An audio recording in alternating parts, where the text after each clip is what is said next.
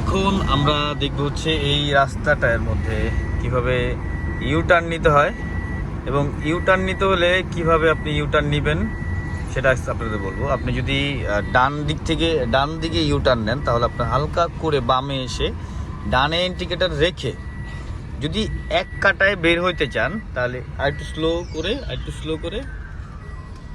Slow করে আপনি এক কাটায় গাড়িটা ইউটার্ন নিতে হবে, কিন্তু পিক আপ দেওয়া যাবে না। যখন ইউটার্ন নেবেন গাড়ির স্টিয়ারিং থাকবে বাঁকা, তখন কোনো ধরনের পিক আপ দেওয়া যাবে না এবং পিক আপ দিবেন হচ্ছে তখনই যখন গাড়ির স্টিয়ারিংটা আপনি সোজা রাখবেন। তো আজকে এই পর্যন্তই ছিল, ছোট্ট একটা ভিডিও, শর্ট।